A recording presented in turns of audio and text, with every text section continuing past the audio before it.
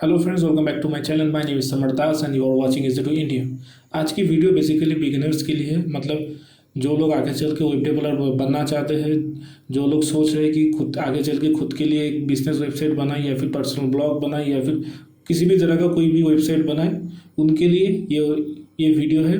ये video basically आपको एक जनरल नॉलेज दे देता है कि वेबसाइट क्या होता है, डोमेन होस्टिंग क्या होता है, वेबसाइट और HTML में क्या बेटर है, मतलब वर्डप्रेस और HTML में क्या बेटर है, इसके ऊपर पूरा एक ओवरव्यू देने के लिए ये आज का वीडियो है।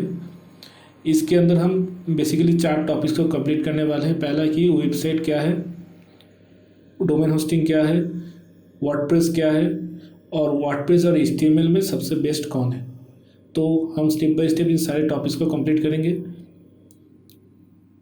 अगर आप आगे चल के एक वेब डेवलपर बनना चाहते हो तो आपके लिए ये वीडियो बहुत काम का चीज़ है। तो इस वीडियो को शुरू से लेकर आखिर तक देखिएगा और हमारे चैनल के साथ रहने के लिए और हमें सपोर्ट करने के लिए थैंक यू।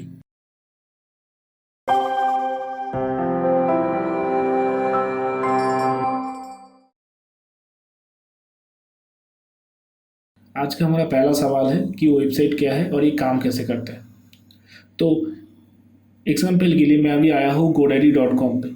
godaddy.com जैसे बहुत लोगों को पता होगा, जिनको नहीं पता है मैं बता देता हूँ। godaddy.com क्या करता है, अपने वेबसाइट के ज़रिए ये डोमेन और होस्टिंग सर्विस प्रोवाइड करवाता है सबको। मैं एक दूसरे वेबसाइट पे आ जाता हूँ, ये है मेक माई ट्रिप। ये क्या करता है, ये अपने वेबसाइट के ज़रिए ticket booking service, hotel booking service जैसे सर्विसेज प्रमोट करता है। तो पहला जो वेबसाइट पे हम थे वो क्या कर रहा था, प्रोडक्ट बेच रहा था। ये क्या कर रहा है, सर्विस बेच रहा है। अगर हम अमेज़ोन पे चले जाए, अमेज़ोन प्रोडक्ट बेचता है, फ्लिपकार्ट भी प्रोडक्ट बेच रहा है। अगर हम IRCTC की वेबसाइट पे चले जाए तो वो लोग क्या करते हैं, railway ticket booking service provide कर रहे हैं। तो ये है कि आप अपने बिजनेस के हिसाब से एक वेबसाइट बनाते हो कि मेरा बिजनेस ये है, मेरा प्रोडक्ट ये है कि मैं प्रोडक्ट बेचना चाहता हूँ या फिर मैं सर्विस प्रोवाइड करना चाहता हूँ, जैसे कि मान लीजिए होम क्लीनिंग सर्विस या फिर कोई क्लीनिंग सर्विस, या फिर मैं बस अपने पोर्टफोलियो बनाना चाहता हूँ जिसमें मेरे बिजनेस के बारे में सारी डिटेल्स, सारी जानकारी रहे, ताकि कोई भी आसानी से हमसे कांटेक्ट कर सके, कम्युनिकेट कर सके, हमसे वो सर्विस या प्रोडक्ट खरीद सके। तो वो होता है एक वेबसाइट। सैम्पल के लिए मैं और भी दिखा देता हूँ। जैसे ये हमारा EasyDo का वेबसाइट है। इसके अंदर मैंने तरह तरह के ब्लॉग्स लिख के रखे। और भी वेबसाइट है, जैसे कि ये हमारे बिजनेस का वेबसाइट है, जो जिसके लिए हम क्या करते हैं, हम जब वेबसाइट डेवलपमेंट सर्विस दूसरों को देते हैं तो उनको इजीली हमसे कम्युनिकेट करना चाहिए। तो उसके लिए देखिए हमने नीचे यहाँ पे फॉर्म लगा रखा है कि आप जस्ट फॉर्म को फिलअप करो और हमसे कांटेक्ट कर लो। दूसरा सवाल है कि वेबसाइट बनता कैसे। तो वेबसाइट बनाने के लिए सबसे पहले आपको 2 चीज़ों की ज़रूरत पड़ेगी। एक होता है होस्टिंग। होस्टिंग बेसिकली क्या होता है, एक सर्वर होता है। मतलब मान लीजिए एक कंप्यूटर है जिसके अंदर आपने अपना फाइल सब स्टोर करके रखा है कि आपको वेबसाइट ऐसा दिखना चाहिए, इसके अंदर ये जानकारी होनी चाहिए, और वो जो डेटा आपने अपने कंप्यूटर के अंदर स्टोर करके रखा है वो दुनिया वालों के सामने विजिबल होना चाहिए। मतलब और 10 कंप्यूटर से मैं उस डेटा को एक्सेस कर सकता हूँ। इस तरह के कंप्यूटर को बोला जाता है सर्वर। अब देखिए, जैसे मैंने यहाँ पे HostGator का एक वेबसाइट खोला है। HostGator की वेबसाइट के अंदर देखिए आपको तरह तरह के प्लान्स मिल जाते हैं तरह तरह के सर्वर्स के ऊपर। जैसे देखिए यहाँ पे शेयर्ड होस्टिंग है, VPS है, डेडिकेटेड सर्वर है। अब ये क्या होता है मैं आपको थोड़ा सा ब्रीफली बता देता हूँ। शेयर्ड होस्टिंग क्या होता है कि एक ही सर्वर के अंदर कई लोग होस्टिंग रखते हैं। आप सभी को अलग अलग पैनल मिलेगा। मान लीजिए एक बिल्डिंग के अंदर आप सब ने अलग अलग नाम से फ्लैट बुक करके रखा है। ये हो गया आपका शेयर्ड होस्टिंग। उसके बाद आता है आपका VPS।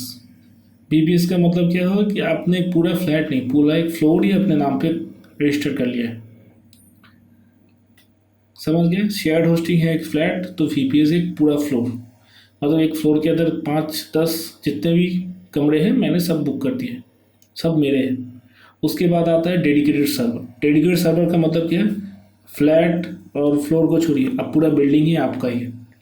मतलब खर्चे भी देख रहे हो, ये है फ्लैट की कीमत 79 पर मंथ, ये है फ्लोर की कीमत 699 पर मंथ, और ये है पूरे बिल्डिंग की कीमत 6289 पर मंथ। तो आपको अपने रिक्वायरमेंट के हिसाब से कोई भी होस्टिंग प्लान चूज़ कर लेना है। मैं प्रेफर करता हूँ कि आप सबसे पहले जो बिगिनर्स है उनके लिए शेयर होस्टिंग ही सबसे बेस्ट रहता है, क्योंकि आपका काफ़ी टाइम जाने वाला है सीखने में। आप लगभग 1-1.5 महीना अगर आप कंटिन्यू इस पर वर्क करते हो तो आप पूरा सीख जाओगे। उसके बाद आप कभी भी अगर आपके वेबसाइट में देख रहे हो कि ट्रैफिक बहुत ज़्यादा आ रहा है, कि वेबसाइट डाउन हो रहा है, तो आप क्या कर सकते हो कि उसको अपग्रेड कर सकते हो। ऐसे ऑप्शंस मिलते हैं। होस्टिंग प्रोवाइडर के तौर पे इंडिया में कुछ ही नाम पॉपुलर है, जैसे कि होस्टगेटर है, गोडैडी है, या फिर होस्टिंगर भी है। इनके भी होस्टिंग प्लान्स काफ़ी अच्छे हैं।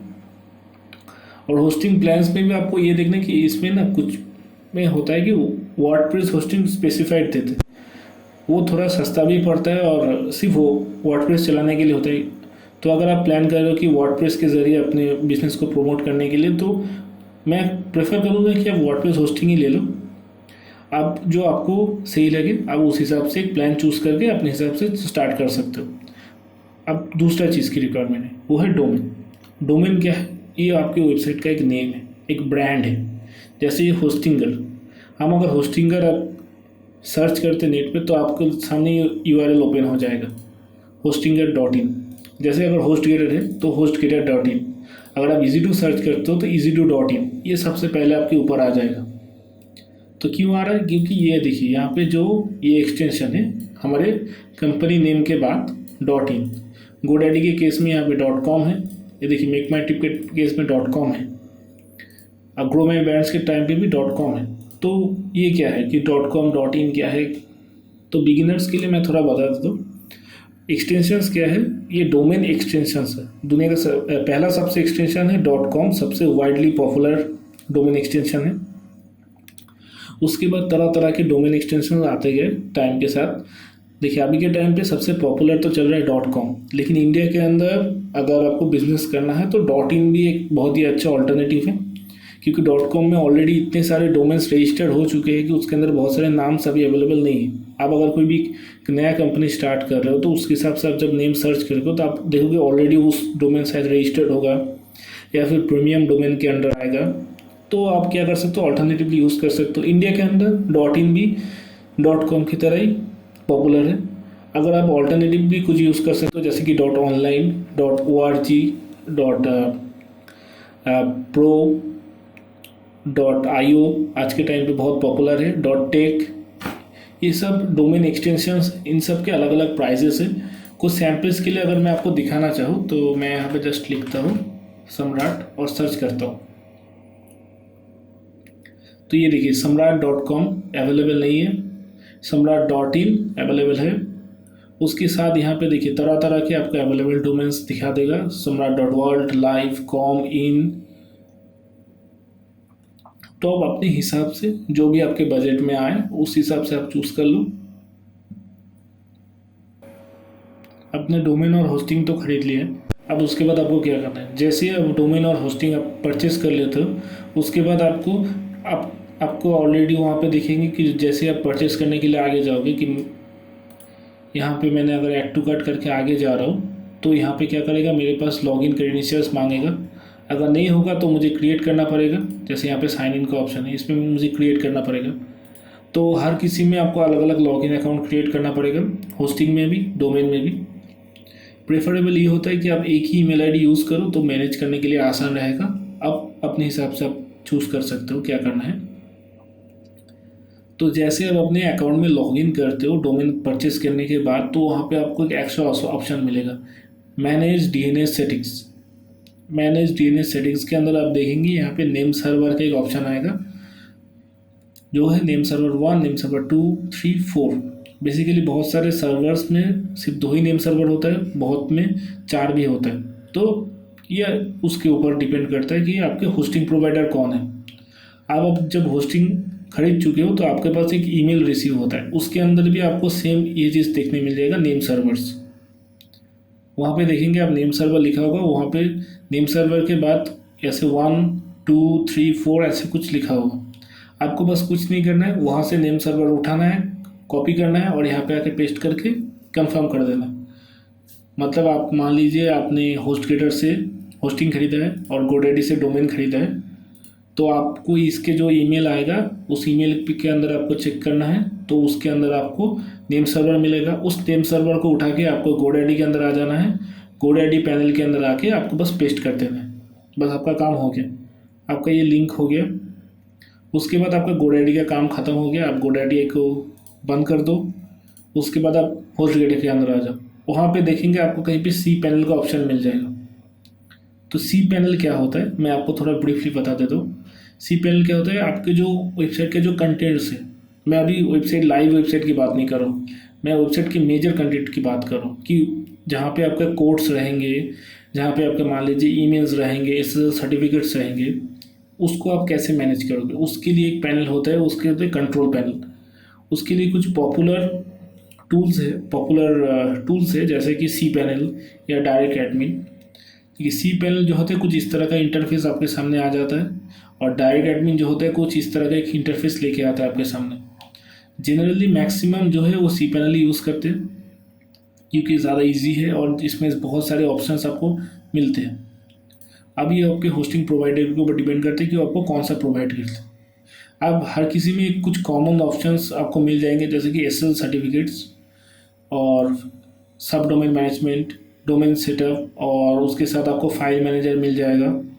उसके साथ आपको ईमेल अकाउंट्स का ऑप्शन भी मिल जाएगा। जैसे ये देखिए यहाँ पे इसमें फाइल मैनेजर है, cPanel में भी यहाँ पे आपको देखिए फाइल्स मैनेजर का ऑप्शन मिल रहा है। आपको अब क्या करना है, cPanel के अंदर आपने लॉगिन कर लिया। देखिए जैसे ही आप cPanel के अंदर आप कैसे लॉगिन करेंगे, ये बहुत ज़रूरी बात है। ये देखिए जब आप cPanel के अंदर लॉगिन करना चाहते हैं अपने cPanel के अंदर, जैसे आपका लिंक हो जाता है उसके बाद ही आप लॉगिन कर सकते हो। लॉगिन करने के लिए आपको कुछ नहीं करना है, जस्ट यहाँ पे आपके डोमेन का URL डाल देना है, जैसे कि मेरा easydo.in। उसके बाद एक स्लैश दे देना है। उसके बाद आपको लिखना है cPanel। उसके बाद आपको एंटर मार देना है। एंटर मारते आपको सामने कुछ इस तरह का इंटरफेस आ जाएगा जिसमें आपको लिखा होगा cPanel का यूज़र ID और पासवर्ड। ये भी आपको होस्टिंग जो आपने HostGator से जो होस्टिंग खरीदा था उसकी ईमेल के अंदर आपको ये यूज़र नेम और पासवर्ड मिल जाएगा। उसके बाद कॉपी पेस्ट कर दीजिए और लॉगिन कर दीजिए। तो लॉगिन करने के बाद आप इस इंटरफेस पे आ गए। इसके बाद हम यहीं से सारा ऑपरेट करेंगे। यहीं पे हम अपने होस्टिंग को ऐड करेंगे। होस्टिंग को हमने ऐड कर दिया है। अब हम इसमें क्या करेंगे, वर्डप्रेस को इंस्टॉल करेंगे। उसके बाद हम इसके अंदर ईमेल बनाएंगे। उसके बाद हम अपने वेबसाइट को लाइव करेंगे। उसके बाद इसके सिक्योरिटी को चेक करेंगे। तो हम वो अगले वीडियो में हम देखेंगे कि कैसे हम वर्डप्रेस को इंस्टॉल करने से लेके उसको लाइव करने तक कैसे उसको ऑपरेट कर सकते हैं।